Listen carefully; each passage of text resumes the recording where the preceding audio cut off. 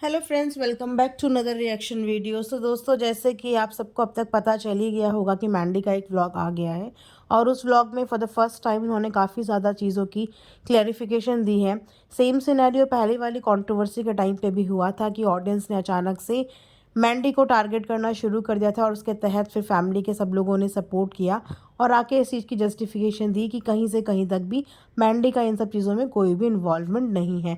वही same scenario अभी फिर से हो गया है कि लगातार नेगेटिव और हेट कमेंट्स के तहत मैंडी को आके अपने बारे में जस्टिफिकेशन देना पड़ा और उन्होंने बहुत ही सोफिस्टिकेटेड तरीके से अपनी पूरी की पूरी बात रखी और अपनी जो भी उनके अंदर चल रही थी वो सब चीज़ें बताई। साथ ही साथ उन्होंने अपने एक बिग प्रोजेक्ट का भी अनाउंसमेंट किया और अपने चैनल से रिलेटेड भी उन्होंने काफ़ी ज़्यादा इनसिक्योरिटी जताई। सो इसी चीज़ के बारे में आज पॉडकास्ट में पूरी बात करेंगे, इसलिए पॉडकास्ट को एंड तक ज़रूर सुनना। सो दोस्तों, जैसा कि आप जानते ही हो कि फिर से कंट्रोवर्सी को धुआं लग गया है और ये कंट्रोवर्सी मैरिज की व्लॉग के बाद से शुरू हो गई थी, जो कि ऑडियंस ने बहुत गहराई से नोटिस की और नोटिस करने के बाद तरह तरह के कमेंट सेक्शन में हमें देखने को मिले और उसी के तहत सारे कमेंट्स जो नेगेटिव जा रहे थे वो कहीं ना कहीं मैंडी के लिए जा रहे थे और अधिकतर कमेंट्स में यही बात हो रही थी। मैंने एक पॉडकास्ट भी इस चीज़ के लिए बनाया था कि ऐसे किसी को भी टारगेट ना करें, बिकॉज हमें अभी कुछ भी क्लैरिटी नहीं पता, हमें कुछ भी रियलिटी नहीं पता। जस्ट व्लॉग के बेसिस पे एज्यूम करके या छोटी छोटी चीज़ों को एनालाइज करके हम किसी भी कंक्लूजन तक नहीं पहुंच सकते जब तक सामने से कोई भी स्टेटमेंट नहीं आता। अभी तक फैमिली के किसी भी सदस्य ने ऐसा कोई स्टेटमेंट नहीं दिया है कि हम दूसरे बंदे को इतना ज़्यादा हेट या इतना ज़्यादा ट्रॉल करना शुरू कर दें। ये किसी की भी मेंटल हेल्थ के लिए अच्छा नहीं है और इस तरीके की नेगेटिव हद से ज़्यादा ट्रॉलिंग को देखो मैं बिल्कुल भी सपोर्ट नहीं करती। भले ही आप किसी को पसंद करते हो, किसी के फ़ैन हो, किसी की ऑडियंस हो, बट स्टिल अगर आप किसी को प्यार करते हो तो आप दूसरे को इतनी ज़्यादा नफरत नहीं कर सकते अनटिल अनलेस कि आपके आगे आके कोई स्पष्ट तरीके से बताएं ना कि मैटर हुआ क्या है। तो वहीं पे अपने बारे में मैंडी ने आके क्लैरिटी दी और उन्होंने इस चीज़ का बताया कि अगर मैं अपने इन लॉज की रिस्पेक्ट करती हूँ, उनके साथ टाइम स्पेंड करती हूँ, तो इसमें क्या बुराई है। कौन नहीं चाहता, और मुझे मेरे घर से यही वैल्यूज़ और यही संस्कार मिले हैं। और उन्होंने साथ साथ ये भी बताया कि माँ की तबीयत ठीक नहीं रहती हैं, वो बहुत अकेला फील करती हैं, उन्हें जॉइंट फैमिली में रहने की आदत है क्योंकि वो अचानक से अकेले हो गई हैं, तो इस वजह से वो काफ़ी डिप्रेस रहती हैं। वो मुझे बुलाती हैं और मैं तभी वहाँ पे आती हूँ ताकि उनका भी थोड़ा सा माइंड चेंज हो जाए और थोड़ा सा वो भी हैप्पी हो जाएं। और उनका ध्यान रखना मेरा फ़र्ज़ है क्योंकि मेरी माँ ने मुझे यही संस्कार दिए हैं। आप लोगों को शायद ये पता ही होगा कि सैंडी भी एक सिंगल पेरेंट की डॉटर है, यानी कि उनकी मम्मी का भी अपने आप में बहुत ज़्यादा स्ट्रगल है। बहुत ज़्यादा बड़े शहर से नहीं है, एक छोटी जगह से होने के बावजूद अगर वो माँ के बुलाने पे बार बार वहाँ पे आती है और उनके साथ टाइम स्पेंड करती है, तो इसमें कुछ भी गलत नहीं है अनटिल अनलेस कि इन सब चीज़ों के पीछे उनकी कोई इंटेंशंस गलत ना हो। लेकिन यहाँ पे उन्होंने बताया कि उनकी कोई ऐसा इंटेंशंस नहीं है, वो सिर्फ तभी आती हैं जब उनको बुलाया जाता है और जस्ट बिकॉज माँ अच्छा फील नहीं करती मैं तभी उनके साथ टाइम स्पेंड करने के लिए आती हूँ। तो इसमें कुछ भी गलत नहीं है। तो जो लोग इस चीज़ को चापलूस है ये सब बोल रहे हैं, तो चापलूस नहीं कहेंगे। मैंने पहले भी बोला था कि इसमें उनकी क्या गलती है। अगर उनको बार बार वहाँ से बुलाया जाएगा तो कौन बहू अपनी सास ससुर को मना कर देगी कि नहीं मैं नहीं आ रही। वो भी शादी से पहले बहुत सारी चीज़ें होती हैं कि आप एकदम से मना नहीं कर सकते, आपको रिस्पेक्ट करनी पड़ती है। और साथ ही साथ इस चीज़ को भी डंके की चोट पे मैंडी ने बोला है कि मैं आज भी ऐसी रहूँगी, मैं शादी के बाद भी ऐसी रहूँगी और आप हमेशा मुझे ऐसे ही देखेंगे बिकॉज मेरा नेचर ही यही है, मेरा केयरिंग नेचर है और मुझे मेरी मम्मी ने यही सिखाया है कि बड़ों की हर हाल में रिस्पेक्ट करनी है। और साथ ही साथ उन्होंने अपने एक बिग प्रोजेक्ट की भी अनाउंसमेंट करी है जो अपने फियांसे के साथ बहुत जल्दी शुरू करने वाले हैं। अब ये प्रोजेक्ट क्या है इसके बारे में तो उन्होंने खुल के बात नहीं कही, बट येस उन्होंने ये ज़रूर बताया कि उनका एक बहुत बड़ा प्रोजेक्ट आने वाला है। अब हो सकता है कि ये प्रोजेक्ट आउट ऑफ यूट्यूब हो या इनका कोई बिजनेस प्लान हो, वेल जो भी होगा आने वाले टाइम पे पता चल ही जाएगा। बट उसके बाद उन्होंने एक और क्वेश्चन मार्क अपने लास्ट वीडियो एंड करते करते छोड़ दिया कि इफ़ इन केस मेरा वीडियो डिलीट हो जाता है या मेरा चैनल डिलीट हो जाता है या मेरे चैनल को कुछ हो जाता है तो प्लीज़ आप लोग समझ जाइएगा। मतलब हम बिल्कुल नहीं समझे कि आपका इस बारे में बोलने का, ये बात बोलने का मकसद क्या था, आपने क्यों ये बात बोली, कौन आपका चैनल डिलीट कर देगा या कौन आपकी वीडियो डिलीट कर देगा या क्यों इस वीडियो के बाद आपका चैनल डिलीट हो जाएगा।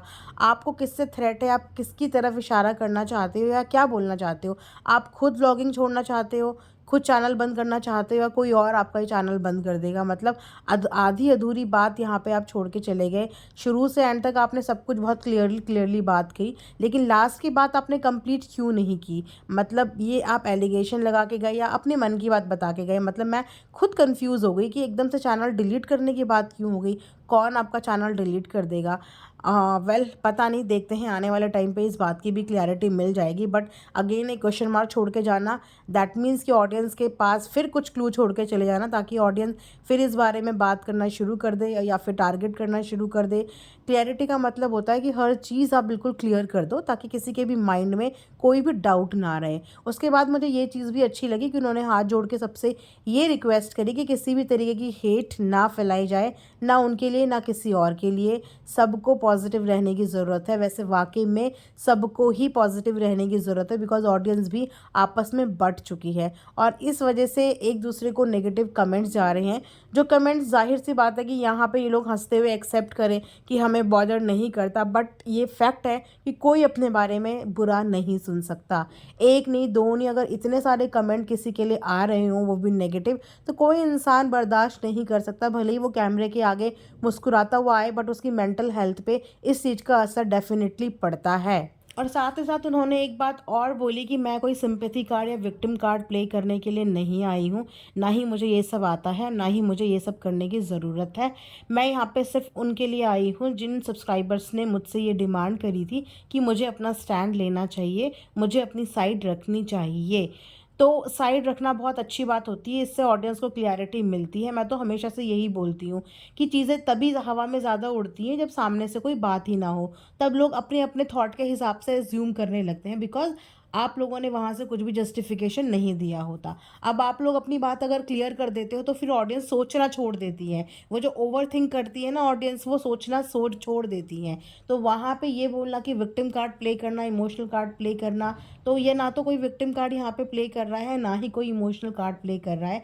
ऐसे तो आपने आज जो पूरी कॉन्वर्जेशन करी उसके पीछे पूरा इमोशनल म्यूजिक लगा हुआ था, तो वो कोई इमोशनल कार्ड प्ले करना नहीं हुआ। आपने अपने मन की बात, अपने दिल की बात अपनी ऑडियंस के लिए बताई, जो बहुत अच्छी बात है। ऐसे ही हर क्रिएटर जिसके दिल में कोई बात होती है वो भी आके अपनी बात बता देता है, तो इसको विक्टिम कार्ड प्ले करना नहीं बोलते। फैमिली होती है यूट्यूब की, जब आप इतनी सारी ऑडियंस को अपनी वीडियोस दिखाते हो तो वो ऑडियंस आपसे कनेक्ट होती है और आपकी हर चीज़ को जानना चाहती है, आपकी प्रॉब्लम को, आपकी खुशी को, आपकी हर चीज़ को जानना चाहती है। तो एज अ क्रिएटर आपकी रिस्पॉन्सिबिलिटी होती है कि आप अपनी ऑडियंस को ये हिंट देते रहें, वरना आप जानते ही हो कि ऑडियंस ओवरथिंक करने में 1 मिनट भी नहीं लगाएगी। वो कुछ भी सोच सकते हैं, बिकॉज़ सामने से कुछ देखने को मिलता ही नहीं है। तो विक्टिम कार्ड कोई भी यहाँ पे प्ले नहीं करता, इमोशनल कार्ड कोई भी प्ले नहीं करता। इट्स जस्ट कि एक कनेक्शन होता है और जब हम कैमरे में अपनी ऑडियंस से बात करते हैं तो वो इमोशंस आ जाते हैं और आपके चेहरे पे भी वो इमोशंस साफ नज़र आ रहे थे। भले ही आप उनको छुपाने की कोशिश कर रही थी, स्ट्रॉन्ग बनने की कोशिश कर रही थी कि आपको बॉदर नहीं करता, बट डेफ़िनेटली बॉदर तो देखो करता है और चेहरा वो बता रहा था। जिस तरीके से आप डिप्रेस थी, वो साफ समझ में आ रहा था कि परेशान आप भी हैं। आप क्या, मुझे लगता है इस समय परिवार का हर बंदा परेशान होगा, बिकॉज़ हर बंदे को कुछ ना कुछ नेगेटिव कमेंट्स आ रहे हैं। अब सोचो कि हम तो इस फैमिली के भी नहीं हैं, हमारे पास इतने ज़्यादा नेगेटिव कमेंट्स आ रहे हैं इन लोगों से रिलेटेड कि मैं खुद हर वीडियो में यही बात बोल रही हूँ कि मत बोलिए, मत बोलिए, इतना मत बोलिए कि किसी की मेंटल हेल्थ को ये चीज़ें अफ़ेक्ट कर जाएँ। थोड़ा-सा वहाँ से क्लैरिफ़िकेशन आने दीजिए। हो सकता है कि बैक कैमरा चीज़ें सेटल हो रही हों, और अगर सेटल हो रही हों तो उन चीज़ों को सेटल होने दें। इतना ज़्यादा मतलब बहुत कुछ कुछ तो बिल्कुल बिलो द बेल्ट जाके बात करते हैं ना, तो वो चीज़ें देखो अच्छी नहीं लगती। एक दायरे में रह के आप अपनी बात कन्वे कर सकते हैं, आप अपनी दिल की बात कर सकते हैं। सो इन सब चीज़ों से देखो ये तो समझ में आ गया कि मैंडी ने आके इस चीज़ का क्लैरिफिकेशन दे दिया कि वो अपनी मर्ज़ी से यहाँ पे नहीं आती है, उसको बुलाया जाता है और ये चीज़ वो अपनी रिस्पॉन्सिबिलिटी समझती है, अपनी ज़िम्मेदारी समझती है। सुनने में उनकी सारी बातें बहुत ही अच्छी थी, साउंड भी अच्छा कर रही थी। देखते हैं ये बातों में आखिर कितनी जान है। बाकी बस यही रिक्वेस्ट सबसे है कि इन चीज़ों को जल्दी से जल्दी सॉल्व कीजिए। इस तरीके से सोशल मीडिया पे अपनी और अपनी फैमिली का मजाक मत बनने दीजिए। फैमिली एक साथ ही अच्छी लगती है, एक साथ उठते, एक साथ बैठते, एक साथ खाते, लेकिन एक साथ लड़ते हुए बिल्कुल अच्छी नहीं लगती। दोस्तों आप लोग भी जाके खूब इन लोगों को कन्विंस कीजिए कि पैचअप करो, प्यार बांटो, आपस में बॉन्ड दिखाओ और जल्दी से जल्दी एक साथ होके व्लॉगिंग दिखाओ। तो यहीं पे आज का रिएक्शन एंड करती हूँ। Thanks for watching earth mom Dehradun.